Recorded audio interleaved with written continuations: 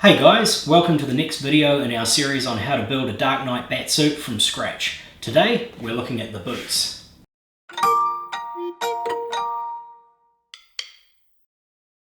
So the boots in some ways are the easiest part of the whole costume because there's not really a lot to do other than buy them. And there's two options here. Now one's a little bit more expensive than the other, but they're both pretty good options. So I'll give you a bit of a review of both of them. So the lowest cost option are these ones here. These are made by a company called Funtasma, and the boot is called a Gotham 100, and they make a series of faux leather costume boots for various different franchises. So these ones are pretty accurate in their design. So where they differ a little bit from the screen used boots is they're a little bit more glossy, and this inset panel that runs up the sides here on the screen used ones is actually a texture, whereas these are all a vinyl faux leather kind of material.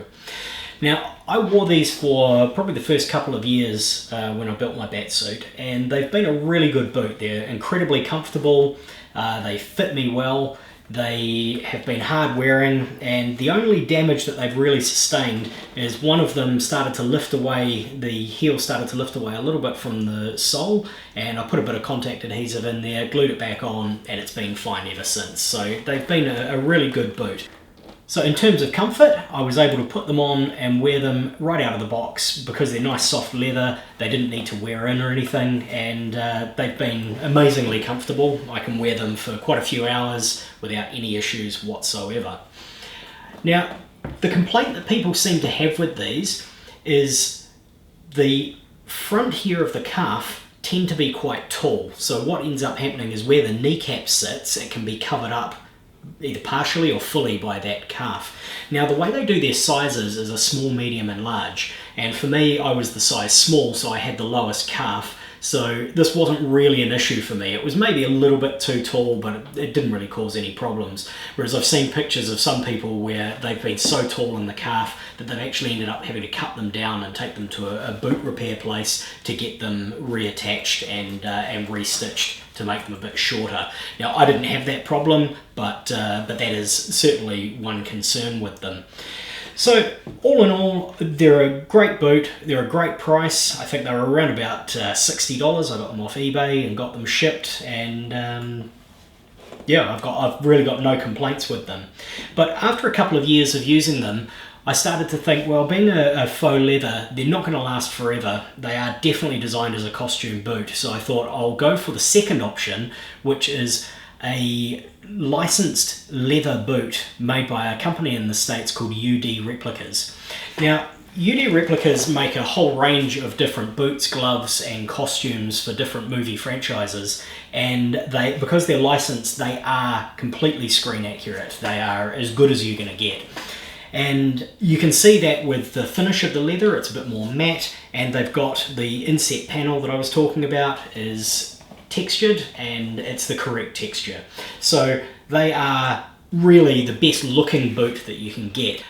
But I did have some problems with these ones. When I first got them, out of the box, they were incredibly uncomfortable to wear. The front panel here, as your foot goes in, would bulge out and dig into the front of your shin, and they were really quite painful. But the other thing I noticed is this front panel that bulges out at the shin, it was also, on one of my boots, it was stitched in crooked, and it's hard to see when they're off, but when they're on and I look down my legs, and I'll put up a picture to show you what I'm talking about, my kneecap is totally offset from this front panel, and it's not the way it should be. The other boot's actually a lot better, but one of them is definitely not great. And then the other issue that I had out of the box is on this panel in the back, it's got a stretchy sort of panel there to make them a little bit more comfortable to wear. There were blobs of glue down both sides, which obviously shouldn't be there from the assembly process. So I wrote to the manufacturer and asked them about these two issues and didn't get a reply, so I emailed them a few more times and never got any response from them. So after a while I gave up waiting for the company to contact me and decided I was stuck with these boots. So I was discussing the issues that I was having on a Batman forum, and out of the blue the owner of UD Replicas actually responded and claimed that he'd never had any emails from me, didn't know anything about it. So we corresponded back and forth a little bit by email, and I sent him pictures of the issues that I was having. So with the crooked panel on the front and the spots of glue, and also this weird bulging shin piece here. And he told me that it was definitely not a problem with the manufacturing, and that all of those problems would go away once I started wearing them, and they would just wear in. And then after a while, he stopped replying to my emails again, so again, I was stuck with the boots. So I just started wearing them, and I knew obviously that the crooked panel and the spots of glue were not going to come off with wear, but I was able to pick off some of the glue, dissolve some of it with acetone, and over time they did soften a little bit and become a little bit more comfortable to wear. I still wouldn't call them completely comfortable to wear. They're definitely not a patch on the Gotham 100s, but you know, they have softened up a lot, and like with any proper leather motorcycle boot, you wouldn't expect them to be perfect right out of the box. They definitely do need to supple up a little bit from use. So I've been wearing these ones now for probably getting close to 2 years, and they've been okay. They have sadly shown a lot more signs of wear. There's little spots on them where the leather has started to deteriorate and the surface has started to come off. There's also areas around the textured panel where the leather flexes a little bit more, where it's actually started to smooth out and the texture's going away. But all in all, they're not too bad. Now, regarding the issue in the front where they're uncomfortable, what I did is I brought some of these shoe lifts. I actually bought them because I'm pretty short and I wanted to just get that extra little bit of height when I'm wearing the suit. But what I also found is that because it tilts your foot forward, that actually puts your foot in a better position to take up all that extra leather that's in the front area there, and it actually makes them sit a lot more comfortably. So without these lifts in there, I can wear these boots for probably an hour or two before my feet start to get sore. With the lifts, I can actually wear them for pretty much a full day's session, so 4 or 5 hours without my feet getting too sore, and I can do quite a bit of walking in them as well. So for me, definitely worthwhile. I don't know if everyone would need them, but they cost a couple of bucks off AliExpress, so not a bad investment for a little bit of extra comfort. Another detail on the boots is the sole. So the Gotham 100s use a pretty standard plain men's boot sole, whereas the UD Replicas have actually replicated the sole of the original film Skywalk boots, and they've done a really good job, not only of the tread, but also all of these details on the side here are exactly the same as the film boots, with one exception. They're just missing the little Skywalk logo, which, believe it or not, is actually visible on the boots in the film. Now, when it comes to sizing, neither manufacturer use standard shoe sizing conventions.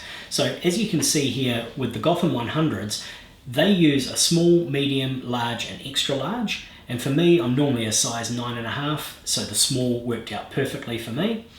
And with the UD Replicas, theirs is an interesting system. They've actually created their own shoe sizing. And the way it's based is if you go onto their website, which the link is in the description below, you can see from the measurements of your feet in each dimension, they will recommend the perfect size for you. Now, I've seen some people online talking about both sets of boots, saying they size them too small, so they've gone for the next size up, or they size them too large and they've gone for the next size down. I went for the sizes that each manufacturer recommended, and for me they were both a perfect fit. So to sum up, when it comes to the cost, $65 versus $219, the Gotham 100s are far better value for money. And when I got them straight out of the box, I actually enjoyed wearing these ones far more than these. And of course I had a bad experience with the manufacturer when I bought these. But if you're talking purely screen accuracy, the UD Replicas are definitely the better boot. And to be honest, ever since I got the UD Replicas, I haven't worn the Gotham 100s. So that's probably the most telling thing.